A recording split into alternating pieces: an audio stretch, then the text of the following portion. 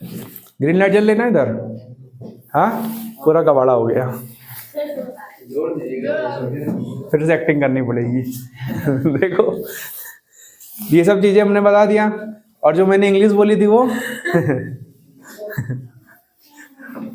देखो, तो प्रेसिडेंट के बारे में क्या था, 35 की एज कंप्लीट, अगर किसी को प्रेसिडेंट बनना है 35 का होना चाहिए, इंडिया का सिटीजन होना चाहिए, इंडियन गवर्नमेंट या सेंट्रल गवर्नमेंट, इंडियन गवर्नमेंट या स्टेट गवर्नमेंट में कहीं पर भी किसी पोस्ट पर जॉब ना कर रहा हो, नौकरी ना कर रहा हो, ऐसा होना चाहिए, और लोकसभा या राज्यसभा का एक मेंबर होना चाहिए, किसी भी हाउस का मेंबर होना चाहिए, इतना होना चाहिए। लेकिन इसके इलेक्शन में कौन कौन इलेक्शन देता है, कौन कौन वोट देता है इसको, तो देखो, इसके इलेक्शन में जो वोट देंगे वो इलेक्टेड मेंबर देंगे, ठीक है, इलेक्टेड मेंबर देंगे। इलेक्टेड मेंबर क्या होते हैं, देखो, अगर तुम्हें पता है कि नहीं पता है, कि हमने तुम्हें शायद बताया था कि नहीं, कि जो राज्यसभा होती है, राज्यसभा में प्रेसिडेंट अपने मन से कम 12 लोगों को नॉमिनेट करता है, उनका नाम डालता है कि इनको राज्यसभा का मेंबर बनाना चाहिए।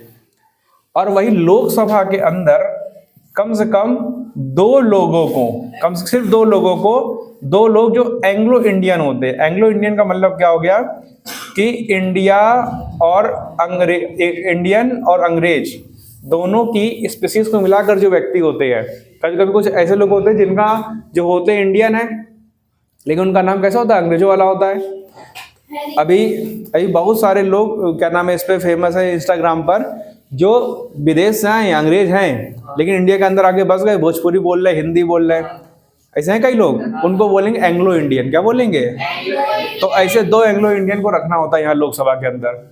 ये प्रेसिडेंट चूज करता अपने मन से कि किसको ये रखेगा, ये 12 लोग को रखता है राज्यसभा के अंदर। ये कहाँ से होते हैं, ये आर्ट्स के फील्ड में वो लोग जो बहुत ही कुछ अच्छा कर रहे होते हैं, आर्ट्स के फील्ड में है, ठीक है, स्पोर्ट्स है, ठीक है, और आर्ट्स एंड स्पोर्ट्स है, या फिर कोई भी ऐसी जगह जहां पर कुछ लोग जो है जिन्होंने महारत हासिल कर ली है, उन लोग को ये बनाता है। जैसे सचिन तेंदुलकर को बनाया गया था, याद है, गौतम गंभीर को बनाया गया था, क्योंकि सचिन तेंदुलकर है, गौतम गंभीर है, इन्होंने बहुत महारत हासिल कर ली थी। शत्रुघ्न सिन्हा के एक्टर हैं, उनको बनाया गया था, ठीक है, और अमिताभ बच्चन की वाइफ है क्या, जया बच्चन, उनको बनाया गया था, ठीक है, उनको नॉमिनेट किया गया था। हेमा मालिनी को बनाया गया था, हालांकि इनकी कोई वैल्यू नहीं होती है, क्योंकि इनको इज्जत देनी है, इन्होंने बहुत अच्छा काम किया इसलिए बना देते हैं, ठीक है। इनका काम खाली ये बहुत इनकी वैल्यू नहीं है, क्यों, क्योंकि जब प्रेसिडेंट का इलेक्शन होगा तो ये दोनों वोट नहीं देंगे। क्यों नहीं वोट देंगे ये, क्यों इनकी वैल्यू नहीं है, कोई बता सकता है, देखिए कितना समझदार बच्चा है, इनको ये जो हो गए पार्टी तो अपनी पार्टी कुछ नहीं, ऐसा नहीं, प्रेसिडेंट चूज करता है, ये तो तुम बता रहे, लेकिन फिर भी क्यों इन दोनों को प्रेसिडेंट के इलेक्शन में वोट देने का राइट क्यों नहीं है, क्योंकि भैया इनको प्रेसिडेंट ने चुना है, ऐसा नहीं है, ऐसा नहीं है, नॉमिनेटेड मेंबर। और भी तो बताओ कुछ, एक शब्द नहीं बोल पा रहे, वही हम चाह रहे कोई बोल दे, वही एक, इनको इलेक्ट नहीं किया, वेरी गुड, है ना, ये होती क्रिएटिविटी, ये समझो, इनको इलेक्ट नहीं किया लोगों ने, जो हमने अभी से बताया ना, जिसको लोग इलेक्ट करेंगे वही पावर में आएगा, समझ में आया, जिनको इलेक्ट करेंगे वही पावर में आएगा, इनको तो नॉमिनेट किया ना, जनता जिसको इलेक्ट करेगी वो इलेक्ट करेंगे प्रेसिडेंट को, किनको, अरे वो सब मिलेगा, जब मेंबर बने तो उनको सैलरी नहीं मिलेगी, अगर एमपी या एमएलए सैलरी नहीं दिया जाएगा उनको। तुम एक बात बताओ, इंडिया यूपी के अंदर जो हमारी लेजिस्लेटिव असेंबली है, उसके मेंबर बने कई लोग, मनोज तिवारी है, अरे भाई कहाँ लेके जा रहे हो, सुना है वाला रील, देखा है, नहीं देखा, मनोज तिवारी है, रवि किशन है, दिनेश लाल यादव, ये वहाँ भोजपुरी एक्टर्स हैं, ये भी इसके सदस्य बने हमारे यूपी लेजिस्लेटिव असेंबली के, यूपी विधानसभा के, समझ में, इनको क्यों बना दिया, इनको किया गया है नॉमिनेटेड, और जो यूनियन गवर्नमेंट है वहाँ बहुत सारे नॉमिनेटेड है, तुम देखोगे क्रिकेटर्स कई सारे हैं,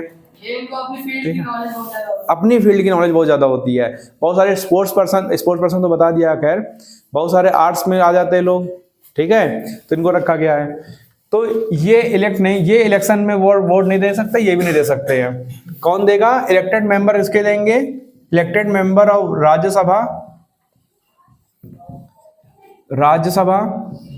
लोकसभा और लेजिस्लेटिव असेंबली, मतलब क्या, स्टेट की लेजिस्लेटिव असेंबली, ठीक है। भैया ये लोग तो राज्यसभा और लोकसभा बना देंगे। कौन लोग? ये लोग। अरे इलेक्टेड मेंबर लिखा ना भाई, केवल इलेक्टेड मेंबर, नॉमिनेटेड मेंबर नहीं।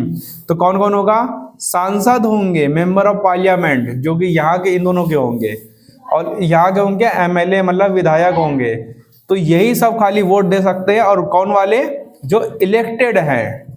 कौन दे सकता है? जो इनको जनता ने इलेक्ट किया। जब भी इलेक्शन की बात आएगी जनता ही वोट देगी, तो जनता ने इनको इलेक्ट किया, इसलिए यही दोनों वोट देंगे। ये भी एमएलए एमपी बन सकते हैं यहाँ के भी लोग, लेकिन ये वोट नहीं दे सकते क्योंकि ये नॉमिनेटेड है। समझ में आ गया? ये चीज है, जिसको जनता चुनेगी वही पावर में ज्यादा होगा। समझ में आ गया? ये चीज होती है। तो प्रेसिडेंट के इलेक्शन में हम लोग, जनता वोट देगी क्या?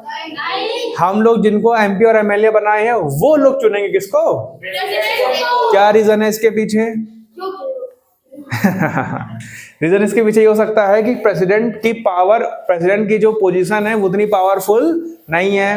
वो जनता के लिए डायरेक्ट काम नहीं करता। तो जनता के लिए जो डायरेक्ट काम नहीं करेगा तो उसके लिए इलेक्शन में इतने पैसे खर्च करना, इतना टाइम लेना की बस कोई जरूरत नहीं है। जो जनता के लिए काम करेगा हम उस पर पैसा और टाइम खर्चा करेंगे। For example PM and CM. और पीएम कैसे? कोई पीएम का इलेक्शन होता है क्या? कोई आदमी कहता है कि वो पीएम के लिए चुनाव लड़ रहा है, उसको हम वोट देंगे, ऐसा होता है क्या? कभी नहीं होता। हम बताते क्या, ये समझ में आ गया प्रेसिडेंट कैसे चुना जाएगा? ठीक है। अब किसी को पीएम अगर बनना हो तो क्या करे भाई? किसी को पीएम बनना तो क्या करना पड़ता है? देखो, पीएम के लिए कुछ नहीं, सबसे सीनियर बनना पड़ता है, एक्सपीरियंस बनना पड़ता है। जैसे क्या होता है, जब भी कोई पीएम अगर बनता है व्यक्ति, तो कैसे बनता है? देखो, तो जब हमारे यहाँ इलेक्शन होता है किसका? पार्टी का। इलेक्शन होता है किसका? लोकसभा का होता है। लोकसभा इलेक्शन होता है। लोकसभा इलेक्शन का मतलब क्या हो गया कि हम लोग किसको वोट देते हैं? हम लोग किसी आदमी को वोट नहीं देते हैं, बल्कि हम लोग किसी पार्टी के मेंबर को वोट देते हैं। जैसे कहते हो ना कि हम बीजेपी को वोट देंगे, हम कांग्रेस को वोट देंगे, हम एसपी को वोट देंगे, ठीक है, ये बहुत सारे लोग हैं। तो क्या होता है, ये पार्टी को वोट जाता है। ये बीजेपी हो गया, ठीक है, कांग्रेस हो गया, समाजवादी पार्टी हो गई, ठीक है, आम आदमी पार्टी हो गई, ऐसे बहुत सारी पार्टी है। और क्या नाम, कुछ रीजनल पार्टी है, जैसे तेलुगु देशम एक रीजनल पार्टी है। अच्छा, बीजेपी जो पार्टी है, बीजेपी, कांग्रेस, एसपी और आप, ये कई सारी जो पार्टीज है ना, ये छोटी छोटी पार्टीज को मिलाकर बनाई गई है। वो जो ओटीएस लिखा रहता है जब न्यूज़ देखते हैं तो उसमें अदर में होता है, वो अदर में आ गए। वो कुछ होते हैं ना निर्दलीय लड़ते हैं, वो किसी भी कोई पार्टी उनकी नहीं होती है। समझ में आ गया? मतलब ये जैसे देश में निर्दलीय बहुमत जीत जाए, पीएम से कौन बनेगा? जो उनका लीडर होगा, जिसको वो चाहेंगे। अभी हम बता रहे हैं, अभी अभी अभी समझ जाओगे इसमें, ठीक है। तो मान लो ये हो गया, तो देश के अंदर ये हो जाएगा। सपोज दैट, मान लो क्या हुआ कि जैसे यहाँ पर क्या हुआ कि पूरे देश में इलेक्शन होगा, सबको वोट दिया जाएगा। मानते हैं कि पूरे देश में जो बीजेपी के लोग को वोट मिला, बीजेपी के लोग जो जीते, जैसे कि अभी इस साल हुआ था, बीजेपी जीती ना, बीजेपी रूल में है, तो बीजेपी रूल में कैसे आई, क्या हुआ होगा? ये ना सोचना कि हम बीजेपी को यहाँ वोट पे जिता रहे हैं, या क्लास में बीजेपी को जिता रही है, नहीं, हम बीजेपी वाले नहीं है। बीजेपी के साथ अभी क्या हुआ था, जो भी लास्ट इलेक्शन में जीती है, जो भी रूल में चल रही है, क्या हुआ होगा? ये पॉसिबल है कि ऐसा कुछ हुआ होगा क्या, कि मान के चलो कि इनके लगभग 76 मेंबर जो है बीजेपी के पूरे देश से जीत गए, ठीक है। कांग्रेस के मान के चलो कि 68 जीते। समाजवादी पार्टी के मान लो क्या हो गया, 44 ले लो, ऐसा कुछ ले लो। अभी कोलिएशन में नहीं है, ऐसा मान लो, क्योंकि अभी गठबंधन चल रहा है इन दोनों का, कांग्रेस एसपी का। अभी मान लो गठबंधन नहीं है, अलग अलग है, ऐसा मान के चलो कि अलग अलग है ये। और इस पार्टी के मान लो मेंबर हैं, मान लो 32 इलेक्ट हुए, तो सबसे ज्यादा मेंबर किसके इलेक्ट हुए हैं? बीजेपी के। तो ये इसको बोलेंगे मेजोरिटी हो गई। क्या बोलेंगे? ये मेजोरिटी। ये अच्छा भाई, गठबंधन करके ये दोनों अगर बीजेपी से ज्यादा वोट, बिल्कुल बिल्कुल, अगर इनका गठबंधन होगी तो जोड़ दो इन दोनों को, तो जीतेगा कौन? ये दोनों। फिर ये दोनों नहीं जीतेंगे, ये दोनों मिलके एक ही पार्टी बनाए हैं। अब आगे सुनो सब लोग, ये मेजोरिटी में आ गए। अब इनके जो 76 मेंबर जो बन गए हैं, अब ये बनाएंगे अपनी गवर्नमेंट। क्या बनाएंगे? लेकिन गवर्नमेंट बनाने से पहले क्या होगा, इनको इन 76 में से एक ऐसा आदमी जो बहुत एक्सपीरियंस्ड होगा, फिट होगा बॉडी से। देखो बॉडी की फिटनेस भी देखी जाती है पीएम बनने के लिए, ध्यान रखना, क्योंकि पीएम बनने के लिए बॉडी फिटनेस क्यों देखता है, हम बता रहे हैं थोड़ी देर में। तो ये मेंबर है, ये 76 लोग 76 लोग डिसाइड करते हैं कि इनकी पार्टी के अंदर सबसे ज्यादा बुद्धिमान, सबसे ज्यादा चालाक भी, सबसे ज्यादा फिट और सबसे एक्सपीरियंस बंदा कौन है। जो इन सब में सबसे एक्सपीरियंस होता है, सबसे समझदार होता है, उसको ये लोग अपना लीडर बना देते हैं कि ये हमारा लीडर रहेगा, ठीक है। और जो लीडर रहेगा उसी को वो बनता है पीएम। समझ में आ गया? तो ये लोग आपस में डिसाइड कर लेते हैं इनका लीडर कौन होगा। हालांकि लीडर पहले से डिसाइड होता है, वो पीएम बनता है। और पीएम को अपॉइंट कौन करता है फिर? ये सॉरी, पीएम को शपथ दिलाता है ये प्रेसिडेंट। समझ में आ गया? नहीं समझ में आया? प्रेसिडेंट उस समय रामनाथ कोविंद थे और उसके पहले प्रणब मुखर्जी थे शायद। अभी जब बनेंगे तो द्रौपदी मुर्मू भी लाएंगे। देखो मुर्मुर नहीं होता है, मुर्मू होता है, मुर्मू मुर्मू। आगे देखो, ये समझ में आ गया? मुर्मू, दुर्मू। ये अपना मुंह मन रखो, समझे कि नहीं? मोर का इनका। ये समझ में आ गया कि कोई आदमी पीएम कैसे बनेगा, प्राइम मिनिस्टर कैसे बनेगा? समझ में आ गया? अभी हमने तुमसे एक बात बोली फिटनेस के बारे में, कि प्राइम मिनिस्टर को ऐसा क्यों देखते हैं कि वो फिट रहना चाहिए।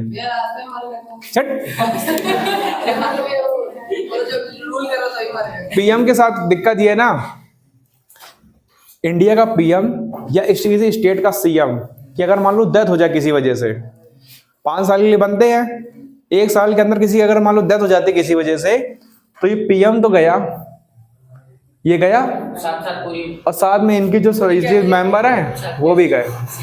ये नहीं होगा कि जैसे प्रेसिडेंट की डेथ होती है, मान लो प्रेसिडेंट डेथ होती है, रिजाइन करता है या उसको हटा दिया जाता है इम्पीचमेंट से, तो प्रेसिडेंट की जगह वाइस प्रेसिडेंट आ जाएगा। लेकिन इसकी जगह नहीं करेंगे, पीएम को हटा दिया तो पीएम के बाद अगर ये देखते हैं कौन और समझदार है, उसको पीएम जगह पे डाल देंगे। ऐसा नहीं, पीएम गया तो सब गए, फिर से इलेक्शन होगा, और जब तक नया इलेक्शन नहीं हो जाता तब तक ये काम करेगा। नहीं समझ में आया? भैया ऐसा बस इंडिया में कहा होता है और देश में तो नहीं होता। अरे हर जगह अपने हिसाब से रखा गया, डेमोक्रेसी के हिसाब से। भैया पीएम का काम और अपना काम दोनों काम ये करेगा प्रेसिडेंट। पीएम का ये खाली प्रेसिडेंट रूल उस समय आ जाता थोड़ी देर के लिए, समझ में आ गया? बाकी पार्लियामेंट, पीएम गया ना, गवर्नमेंट गई ना, बाकी तो ये सारे मेंबर्स तो काम कर ही रहे हैं, ये तो काम करेंगे ना अपना, ये रूल बनाएंगे, ये आगे बताएगा। ये समझ में आया तुम लोग को? पीएम को इतना फिट क्यों देखते हैं? अच्छा, कुछ लोग कहते हैं कि जब भारत आजाद हुआ था तो हमारे पहले प्राइम मिनिस्टर अगर वल्लभ भाई पटेल होते तो हमारे देश की हालत कुछ और होती, सूरत कुछ और होती। तो हमें ऐसा लगता ना कि वल्लभ भाई पटेल को इसलिए नहीं बनाया गया होगा क्योंकि उनके पास समय थोड़ा कम था, डेथ हो गई थी जल्दी, मतलब जब इलेक्शन जल्दी डेथ हो गई थी उनकी। वही अगर मान लो प्राइम मिनिस्टर होते तो 5 साल पहले गवर्नमेंट धराशायी हो जाती पूरी, इसलिए नेहरू बनाया गया। ठीक है, जैसे नरेंद्र मोदी है, अब वो बताते हैं नरेंद्र मोदी सिर्फ 4 से 5 घंटा सोते हैं बस।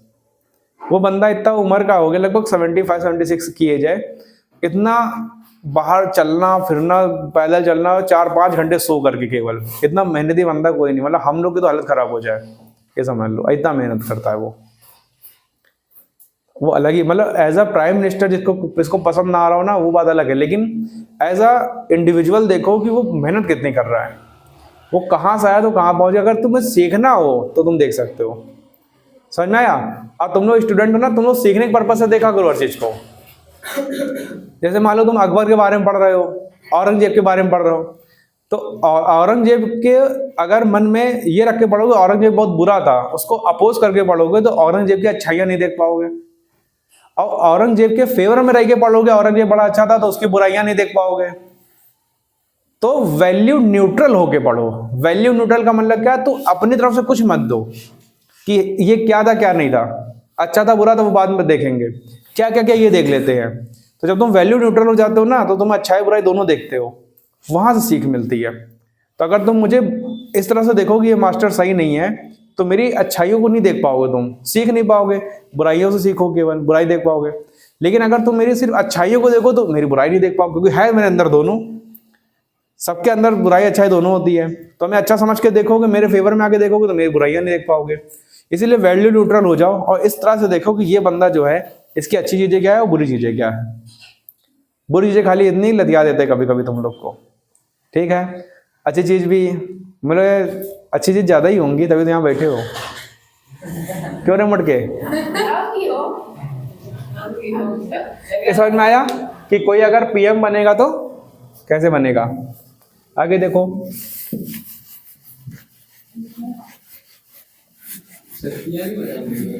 किसकी पावर तो बता दी यार पहले वाली क्लास में।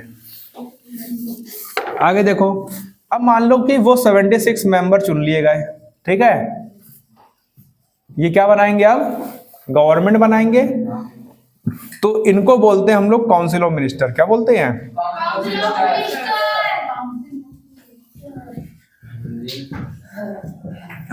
काउंसिल ऑफ मिनिस्टर, मंत्री परिषद, शायद मंत्री परिषद बोलते, हिंदी में हमें ध्यान नहीं है, ये होता है। अच्छा, इनको बोलेंगे काउंसिल ऑफ मिनिस्टर। और बाकी जो कांग्रेस के 68 मेंबर थे, समाजवादी पार्टी के 44 मेंबर थे, आम आदमी पार्टी 32 मेंबर भी थे, तो ये अकेले 76 जो मेजोरिटी में वो काउंसिल ऑफ मिनिस्टर है, लेकिन इनको और इनको सबको मिला दिया जाए तो लेजिस्लेटिव है। ये समझ में आया? कोई बात नहीं, काउंसिल ऑफ मिनिस्टर समझ में आ गया? ये समझ में नहीं है तुझको? अबे 76 मेंबर उन्हीं को काउंसिल ऑफ मिनिस्टर बोल रहे, खत्म बात। ये बोर्ड है, इसको बोर्ड बोल रहे हैं। ये समझ में आ गया? अब इन 76 में से क्या किया जाए? मान लो 76 है तो काउंसिल ऑफ मिनिस्टर कितने हो सकते हैं? लगभग ये मान चलो कि 60 से लेकर के 80 तक होते हैं। समझ में कितने होने चाहिए? फिर इन्हीं मिनिस्टर में से कुछ क्या होते हैं, बहुत सीनियर मिनिस्टर होते हैं, एक्सपीरियंस्ड होते हैं। तो इनमें से 60-80 मिनिस्टर के में से कम 15 से 20 मिनिस्टर ऐसे होते हैं जो बहुत एक्सपीरियंस्ड होते हैं और बहुत ही सीनियर होते हैं। उनकी अलग ग्रुप बना दी जाती है, लगभग 15-20 की अलग ग्रुप बना दी जाती है। इनका काम क्या होता है? बड़े बड़े डिसीजन लेना। इनको हम लोग बोलते हैं कैबिनेट मिनिस्टर। क्या बोलते हैं? Cabinet minister. हिंदी में कैबिनेट मंत्री बोलते हैं। कैबिनेट मंत्री। नहीं समझ में आया? ये 15 मिनट ये हो गए, काउंसिल ऑफ मिनिस्टर हो गए। तो काउंसिल ऑफ मिनिस्टर समझ में आ गया? ये समझ में आ गया? ये कैबिनेट, इसका जो काम, यही सारा काम देखो यही करते हैं, क्योंकि देखो इसमें पीएम भी इसी में होता है, होम मिनिस्टर भी इसी में होता है, डिफेंस मिनिस्टर भी होता है, फाइनेंस मिनिस्टर भी इसी में ही होता है। तो कौन कौन से डिसीजन लेते हैं यहाँ पे जो रहते हैं?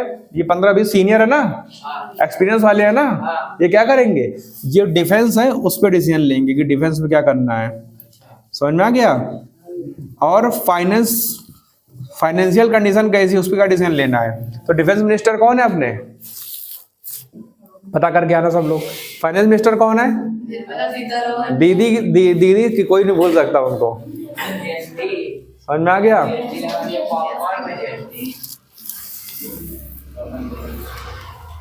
उनका तो अलग ही चल रहा है भाई, उनका टैक्स सिस्टम ही बिल्कुल अलग है। वो मतलब एजुकेशन पे टैक्स लगाना, ये हमें बात समझ में नहीं आई कि बच्चा वैसे भी नहीं पढ़ना चाहता है और वो टैक्स लगा के तुम और उसको पढ़ाई छुड़वा रही हो। दिक्कत ये है। समझ में आ गया? कल तो वो भी ये भी बोल देंगे, खाना खाने के बाद धीमे से डकार मारी तो 5% और तेज डकार मारी तो, और तेज डकार 2 बार मार दी तो इंसान खाना खाने छोड़ देगा, डकार ना आ जाए। समझ में आ गया? उनका तो यही है। उनका कहने मतलब अगर पहला सब्जी लेने गए तो 5% टैक्स है, बाइक से गए तो 18%, और अगर मान लो तुम नहीं भी गए, सब्जी लेने नहीं गए, तब तो डबल टैक्स है। लेने क्यों नहीं गए? उनका अलग ही चलता है। तो डिफेंस है, फाइनेंस हो गया, ठीक है, रीजन लेते हैं। क्या कर रहे हो तुम?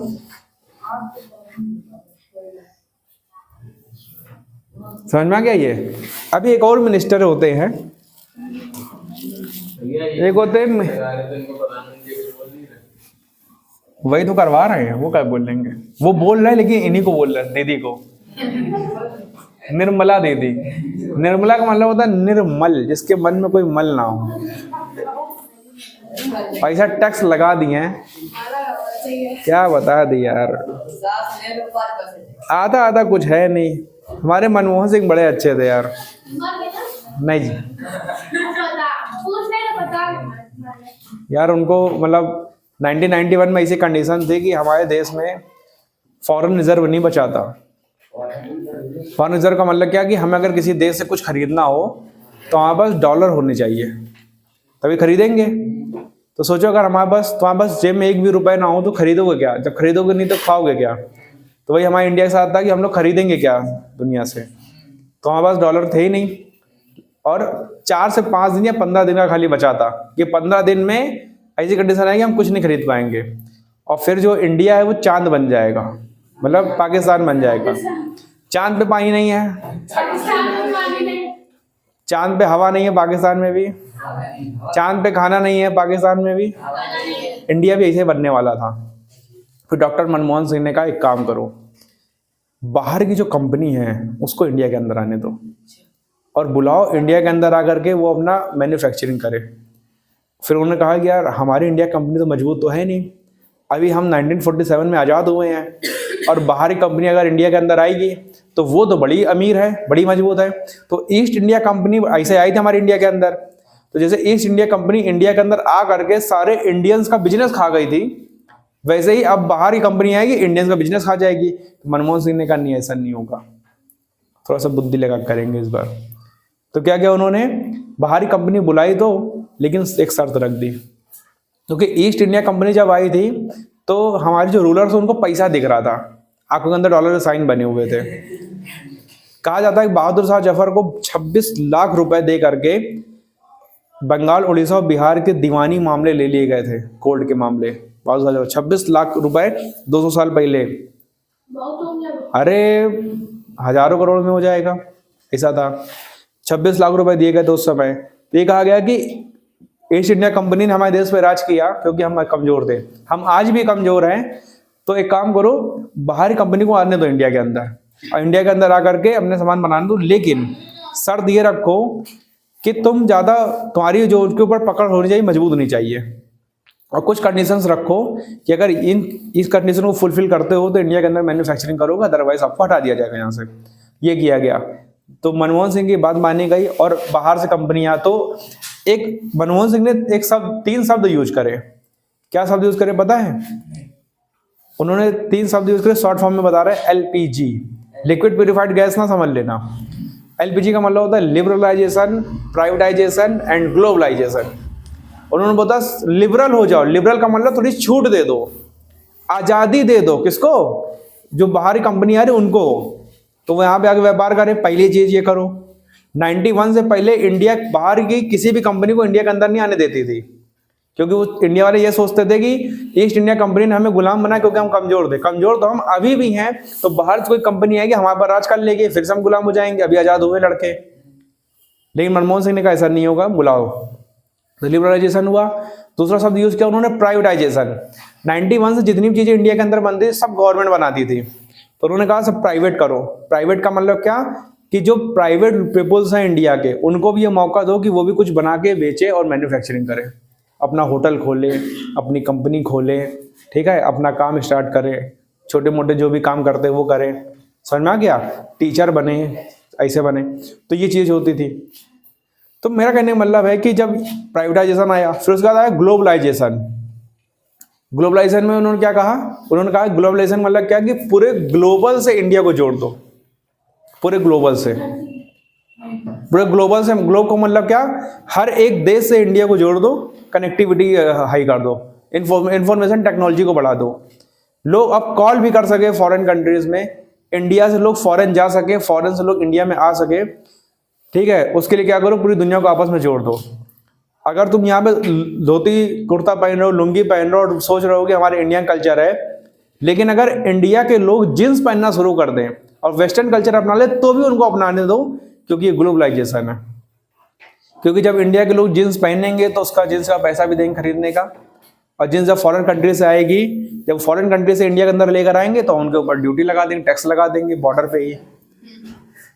समझ में आ गया? उससे अर्निंग कमाएंगे। तो मनमोहन सिंह ने भाई साहब जो बुद्धि लगाई वो बचा लिए थे इंडिया को, फिर से बता रहे हैं, उन तो बुरी कंडीशन होने वाली थी इसीलिए उनका नाम है। और निर्मला सीतारमन वाली तुम लोगों ने मीम देखी है जिसमें दो डॉग बने होते हैं, एक डॉग ऐसे बिल्कुल पतला दुबला होता है और एक डॉग ऐसे रहता है बिल्कुल, 6 पैक एब्स निकले होते हैं। तो 6 पैक एब्स वाले कौन? मनमोहन सिंह। और जो छोटा वाला डॉगी वो कौन? निर्मला सीतारमन को डॉगी नहीं बोल रहे, ध्यान रखना, वो फाइनेंस मिनिस्टर, मैं उनकी रिस्पेक्ट करता हूँ, लेकिन अभी वो जैसा काम करी मैं उनके साथ बिल्कुल भी एग्री नहीं हूँ। पर्सनली मैं एग्री नहीं हूँ, बाकी बहुत लोग हैं जो उनसे एग्री नहीं कर रहे हैं। क्या बताएं, बताओ। इंडिया एजुकेशन पे टैक्स लगा दिया। मेरा तो मन में यही आ रहा था, बच्चे ऑलरेडी नहीं पढ़ना चाह रहे हैं, माँ बाप मरे जा रहे हैं, बच्चों की फीस देते देते तुम उसमें भी टैक्स लगा दी, फिर माँ बाप कहेंगे तेल लेने जाओ यार, तुम दादा नगर की फैक्ट्री में जाकर काम करो। तुम पढ़ते हो तो 10,000 रुपये देना पड़ता है, तुम काम करो, तुम 10,000 हमें दोगे कमा के। ये सिंपल चीज है, तो तुम लोग माँ बाप घेज रहे हैं। हाँ, निर्मला सीतारमन कैबिनेट मिनिस्टर में है ना, कॉर्पोरेट मिनिस्टर भी, तो वे सीनियर है सर। सीनियर है, एक्सपीरियंस तभी इनको रखा गया होगा। ये एक्सपीरियंस अगर ये एक्सपीरियंस है तो जो एक्सपीरियंस नहीं है वो क्या है? आगे देखो, आगे मिनिस्टर ऑफ स्टेट्स। ये मिनिस्टर ऑफ स्टेट्स क्या करते हैं?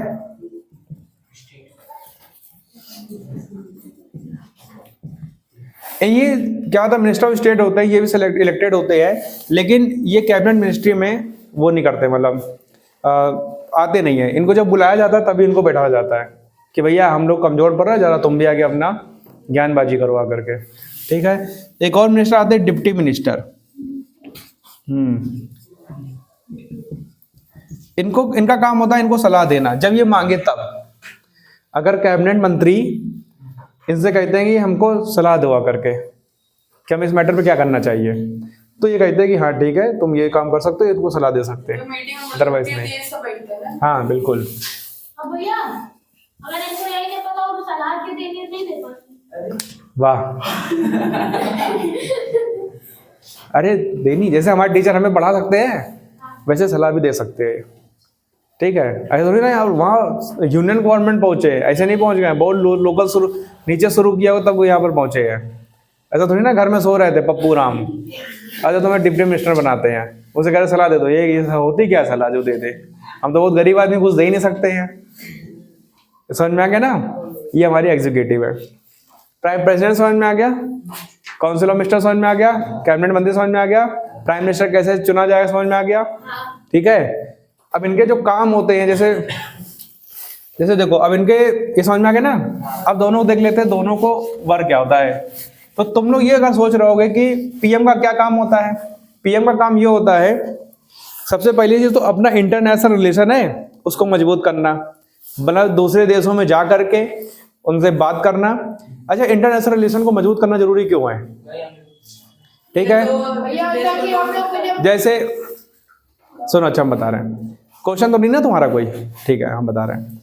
देखो, जैसे इजराइल और फिलिस्तीन की लड़ाई हुई, ठीक है, तो मेरा एक दोस्त है, उसने कहा कि तो हमने कहा कि इजराइल फिलिस्तीन की लड़ाई हुई और इंडिया ने क्या नाम है सपोर्ट किया इजराइल को, जिसकी वजह से इस्लामिक कंट्री हमसे गुस्सा हो गई और इन्होंने पेट्रोल के रेट बढ़ा दिए। अब हम पेट्रोल रशिया से खरीद रहे हैं, जिससे हमें थोड़ा सा महंगा पड़ रहा है, इसलिए पेट्रोल के दाम बढ़ गए। तो मेरे दोस्त ने कहा क्या जरूरत थी इंडिया को बोलने की? हमने भैया वो मोहल्ले लड़ाई रही है कि उनको लड़ने दो आपस में। जब भी दो देश आपस में लड़ते हैं इस दुनिया के, तो किसी देश को, जो बड़े देश है जैसे यूएसए, चाइना, रसिया, इंडिया हो गया, ठीक है, पाकिस्तान नहीं बोल सकता, पाकिस्तान को भी बोला था, लेकिन उसकी बात को उतनी वैल्यू नहीं। चाइना हो गया, और तुम्हारे कौन से देश हो गए? कनाडा हो गया, जर्मनी, फ्रांस हो गए, ब्रिटेन भी बहुत कम है अब इसमें। तो इन लोग को ब्रिटेन, यूके, तो सुनो, इनको बोलना पड़ता है, समझ में आ गया? अब इंडिया ने क्या किया वहां पर, इजराइल और फिलिस्तीन वाले मौके पर क्या हुआ, इजराइल पे थोड़ा सा हम लोग उनका साथ दे दिए, लेकिन फिर इंडिया ने सीधा जाके बोला कि हम 2 नेशन पॉलिसी चलते हैं, कि दोनों नेशन के बीच में एक समझौता हो जाए। इंडिया ने ये बोल दिया, ठीक है। तो जब भी दो देशों के बीच में लड़ाई होती, कोई ना कोई भी दो देश हो जो, जिससे अगर तो किसी एक बड़े देश को, कोई भी बड़ा देश होगा वो तो बोलेगा ही बोलेगा, कुछ ना कुछ उसको आर्गुमेंट देना होता है, वरना उसके ऊपर आरोप लगता है कि वो दो लड़ रहे थे और तुमने आवाज तक नहीं उठाई। ये जब इंडिया पाकिस्तान का तो यूएस बोलता है। हाँ, इंडिया पाकिस्तान जब वार होता है तो यूएसए है, रशिया है, चाइना, ये सब आते हैं आगे। ये सब बड़े देश, बोलना पड़ता है, वो मजबूरी है इनकी, समझ में आ गया, इनको बोलना पड़ता है, ये चीज़ है। तो हम क्या कर रहे थे, पीएम हमारा क्या करता है, इंटरनेशनल रिलेशन को मजबूत करता है। और अगर मान लो किसी भी देश का इंटरनेशनल रिलेशन जब मजबूत होता है ना, तो वो देश बहुत हद तक सर्वाइव कर सकता है। जैसे यूक्रेन का साथ दिया किसने, नाटो ने, नॉर्थ अटलांटिक ट्रेडी ऑर्गेनाइजेशन ने इसका साथ दिया। तो यूक्रेन इतना छोटा देश होने के बाद भी 2-2.5 साल, लगभग 3 साल होने वाले हैं और लड़ रहा है, अभी भी यूक्रेन से लड़ रहा है, इससे रशिया से लड़ रहा है, वरना कहाँ टिकने वाला था वो, समझ में आ गया, बड़ा मुश्किल था। तो इंटरनेशनल रिलेशन मजबूत होना जरूरी होता है। जैसे इंडिया, जैसे अभी कुछ लोगों ने कहा जैसे बांग्लादेश में खाने कमी हो गई थी, तो इंडिया ने खुद ही खूब सारा चावल बांग्लादेश को भिजवाया। तो सब इंडिया वाले कह रहे हैं हमारा चावल उधर क्यों भिजवा दिया तुमने। भैया करना पड़ता है, ये इंटरनेशनल रिलेशन है, समझ में आ गया। हमारे यहाँ पे क्या होता है, फर्स्ट नेबर, पाकिस्तान में क्यों नहीं दे रहे हम लोग? पाकिस्तान में प्रॉब्लम पड़ी तो देंगे ना। पाकिस्तान में दिक्कत क्या है ना, वहाँ इकोनॉमी की दिक्कत है, वहाँ पे पॉलिटिक्स, वहाँ पे पॉलिटिकल सिस्टम पूरा अनस्टेबलाइज हो गया है, तो भैया हम पूरा पॉलिटिकल सिस्टम अनस्टेबलाइज हो गया वहाँ पर, ठीक है। तो इसलिए हम लोग वहाँ पे करके भी बहुत फायदा नहीं है, लेकिन थोड़ी बहुत मदद हम लोग करते हैं, पाकिस्तान भी करते हैं और बांग्लादेश की भी करते हैं, नेपाल भी करते हैं। अभी नेपाल में अर्थक्वेक आया था, तो क्या इंडिया से कई सारे लोग गए नहीं थे वहाँ पर, इंडिया से इंजीनियर वगैरह गए थे पता लगाने कैसे आया था अर्थक्वेक, ठीक है। और क्या हुआ था, यहाँ से बचाने में क्या कहते मशीनें लगाई थी, चाइना ने कई सारी मशीनें लगाई थी नेपाल के अंदर। तो करना पड़ता है, वो कोई भी देश होगा बड़ा उसको करना पड़ेगा। जैसे अभी पाकिस्तान अफगानिस्तान की बवाल मैटर हो गया है, ठीक है, वार हो गया है इनके बीच में, लड़ रहे दोनों, किसके बीच में? पाकिस्तान अफगानिस्तान के बीच में लड़ रहा है पाकिस्तान। उसके बाद वो है कि इतना भी, ठीक है। तो वार हो रहा है, अब तुम्हें क्या लगता है, क्या इसका असर इंडिया के ऊपर नहीं आएगा? क्या बहुत अच्छे तरीके से आएगा, समझ में आ गया। यूक्रेन और रशिया लड़ रहे हैं, क्या उसका असर इंडिया के ऊपर नहीं आएगा? बिल्कुल आएगा, समझ में आया। तो दो देश जब भी लड़ते हैं असर आ जाता है, इस बात को ध्यान रखना। तो पीएम का काम ये होता है कि बहुत सारे देशों से क्या करना, रिलेशन बना के रखना अच्छे। जैसे जब हमारे नरेंद्र मोदी जब पीएम जैसे बने, तो उन्होंने तुरंत ही विदेश चले गए, दौरा करने लगा। सब क्या कह रहे हैं, देखा जैसे पीएम बना घूमने चला गया। अबे घोचू, वो घूमने नहीं गया था, वो इंटरनेशनल रिलेशन सही करने गया था। कुछ लोगों को पता ही नहीं है आईआर होता क्या है। एक बार अपने दोस्त हमने बोल दिया आईआर हमारा सही होगा ना तो कोई दिक्कत नहीं है। आईआर क्या होता है, अपने इंटरनेशनल रिलेशन, कह रहा उसको सही करके क्या करेंगे हम लोग, ये चीज है। क्या पूछ रहे थे? तो पीएम का काम ये होता है। और क्या करता है, इधर सुनो। तो पीएम क्या करता है, प्रेसिडेंट को एडवाइस देता है, सलाह देता है। किस लिए सलाह देता है कि जो पीएम के अलावा और भी तो मिनिस्टर थे, उन मिनिस्टर को कहाँ रखना है, मतलब किस मिनिस्टर को कौन सी मिनिस्ट्री देनी है, फाइनेंस मिनिस्टर किसको बनाना है, डिफेंस मिनिस्टर किसको बनाना है, होम मिनिस्टर किसको बनाना है, ये पीएम कहता है प्रेसिडेंट से और प्रेसिडेंट उसको बना देता है। समझना क्या, पीएम सलाह देता है। तो पीएम काम ये होता है, जो सबसे मेन काम होते हैं किसके, गवर्नमेंट के, वो पीएम सारा देखता है, इंटरनेशनल रिलेशन को देखता है, ये बता दिया। अब देखो प्रेसिडेंट की जो पावर है, प्रेसिडेंट का जो फंक्शन है, वो देखो कि प्रेसिडेंट की जो पोजीशन है वो कोई इंपॉर्टेंट हो जाती है, 2-3 तरीके से हो जाती है, ठीक है। ये इमरजेंसी कंडीशन में होती है। अगर मान लो क्या हो जाए, इंडिया के अंदर हमारे इंडिया की किसी दूसरी कंट्री से वार हो जाए, इसे बोलते हैं नेशनल इमरजेंसी। क्या बोलते हैं, नेशनल इमरजेंसी हो जाती है। तो अगर इस कंडीशन में क्या होता है, पीएम क्या करता है, पूरे इंडिया के अंदर प्रेसिडेंट लॉ लेके, प्रेसिडेंट रूल लेके आ जाता है। मतलब जैसे हमारे इंडिया के अंदर इंडिया से किसी देश की लड़ाई होगी और उस कंडीशन ये बोल दिया कि इंडिया बहुत कमज़ोर पड़ चुका है, जब इंडिया कमज़ोर पड़ जाएगा तो ये कहा जाएगा कि इंडिया के अंदर नेशनल इमरजेंसी ला दो, प्रेसिडेंट रूल आ जाएगा। जैसे प्रेसिडेंट रूल आएगा, इंडिया के जितने भी स्टेट होंगे सबके सीएम एमएलए सब खत्म, एमपी पीएम सब खत्म, खाली प्रेसिडेंट का रूल चल रहा होगा हर जगह। समझ में आ गया, ये कंडीशन, प्रेसिडेंट जो बोले वो किया जाएगा। कुछ लोग उसका साथ भी देते हैं, जैसे क्या नाम है, एमपीज होते हैं, वो उसका सलाह देते रहते हैं, लेकिन फाइनल डिसीजन प्रेसिडेंट के पास होता है। इस कंडीशन में ये बहुत इंपॉर्टेंट जाता है, समझना क्या। हमारे यहाँ पे फाइनेंशियल इमरजेंसी रख जाए, फाइनेंशियल इमरजेंसी का मतलब क्या हो गया कि हमारे यहाँ पे पैसे की प्रॉब्लम हो जाए, तो उस कंडीशन में प्रेसिडेंट काम करता है, समझ में आ गया। मान लो यूपी के अंदर क्या हो जाए, यूपी के अंदर कुछ किस तरह से कुछ आपस में लड़ाई हो जाए, सिविल वार, जैसे इंडिया के अंदर सिविल वार हो सकता है ना। सिविल वार का मतलब समझते हो क्या होता है? गृह युद्ध होता है कि इंडिया के अंदर आपस में लड़ गए सब। तो उस कंडीशन जब सिविल वार होगा ना तो नेशनल इमरजेंसी लग जाएगी, फिर प्रेसिडेंट रूल लगेगा, प्रेसिडेंट ही सब कुछ करेगा। प्रेसिडेंट मार्शल लॉ भी लगा सकता है। मार्शल लॉ का मतलब मिलिट्री रूल, मिलिट्री है, पूरी हर जगह मिलिट्री घूमती रहेगी, जो मिलिट्री रूल लगेगी वो प्रेसिडेंट के हिसाब से लगती है। मिलिट्री किसी को बुला रही है। बट मिलिट्री से थोड़ी ना आ रही है, मिलिट्री हर जगह देखती है कि लॉ एंड ऑर्डर। अब मिनिस्ट्री वो मिलिट्री देखेगी, ये डीएम नहीं देखेगा, कोई सीएम नहीं देखेगा, कोई IAS नहीं, कोई पुलिस नहीं, मिलिट्री रूल लग जाता है। ऐसा इंडिया में हुआ नहीं कभी, ठीक है। हिंदू मुसलमान दंगा होता है, प्रेसिडेंट लगा सकता अरे वो बहुत छोटा दंगा, वो तो डीएम संभाल लेता है पूरा करके। है। जैसे पूरे देश में होता है। पूरे देश में कहाँ हो जाएगा, सब मारते ही नहीं है। अगर हो भी जाएगा तो प्रेसिडेंट रूल लग जाएगा। नेशनल इमरजेंसी की कंडीशन आ जाएगी, प्रेसिडेंट रूल तुरंत ही लग जाएगा, समझ में आ गया। तुरंत प्रेसिडेंट का रूल लग जाता है, फिर कुछ पे कुछ नहीं। और कब तक लगा रहता है? लगभग 6 महीने तक लगा रहता है। फिर अगर कोई जरूरत पड़ती है फिर 6 महीने से और फिर बढ़ा दिया जाता है। एक बार लग गया तो 6 महीने चलेगा। 6 महीने तक चलता है, उसके पहले भी खत्म कर सकते हैं, लेकिन फिर भी मैक्सिमम कितना, 6 महीने तक, समझ में आ गया। एक बहुत बड़े नेता हुए, वो कहते थे कि अगर हमको आर्मी दे दो भारत की, तो हम 2 महीने के अंदर भारत के अंदर से भ्रष्टाचार खत्म कर देंगे। अगर मान लो एक आदमी है, यहाँ हम उनका नाम नहीं लेना चाहते, बहुत बड़े नेता रहे हैं, अभी कैमरा बंद होगा तो बताएंगे, ठीक है। कुछ लोगों को बुरा लग जाएगा ना अभी सुनकर। तो एक नेता रहे थे, वो बहुत बड़े नेता है, यूपी के नहीं है, बाहर के हैं, लेकिन बड़ा उनका नाम था। अब वो कहते थे कि अगर मुझे मिलिट्री दे दी जाए तो मैं देश के अंदर करप्शन 2 महीने के अंदर खत्म कर दूंगा। तो मैंने अभी तुम्हें बताया था कि थॉमस हॉब्स ने क्या कहा था कि इंसान कैसा होता है, और इसने लिखा था थॉमस हॉब्स इज सेल्फिश, ठीक। थॉमस हॉब्स ने कहा इंसान सेल्फिश होता है, अपने बारे में सोचता है। तो अगर उस इंसान को हम मिलिट्री दे देंगे तो क्या वो इतना स्ट्रांग हो जाएगा, करप्शन खत्म करेगा कि अपना फायदा लेगा। और मान ये होता है पाकिस्तान में, क्या होता है वहां पे, क्या होता है कि हर बार ये देखने को मिलता है, जो मिलिट्री है प्रेसिडेंट को उस घर से उठा के चली जाती है। इमरान खान लेके चली आई, वो कह रहे कहाँ लेके जा रहे हो, हम कह रहे हमें खुद नहीं पता, चलो उठा के लेके चले आए। तो पॉलिटिकल सिस्टम खत्म हो जाता है। पाकिस्तान का जो पीएम होता है, किसका होता है, वो आर्मी, उसको पाकिस्तान की आर्मी रूल करती है पाकिस्तान के ऊपर। फिर पाकिस्तान जनता कहती है कर आर्मी रूल कर रही है, हमारे पड़ोसी में तो देखो डेमोक्रेसी है, पीएम है वहाँ का। तो मिलिट्री वाले कहते हैं अच्छा एक काम करो, इलेक्शन करवा दो और 4 कैंडिडेट खड़ा कर दो, चारों हमारे होंगे, जो पीएम बना वो हमारा, और पीएम को हम जो कहेंगे पीएम वही करेगा। तो है तो डेमोक्रेसी, लेकिन किसके साथ चल रही है, आर्मी के साथ चल रही है। तो मिलिट्री रूल वहाँ पे परमानेंट रहता है। तभी सब जल्दी तैयार हो लड़ाई करने के लिए। वहाँ का नेचर वही चीज़ है ना।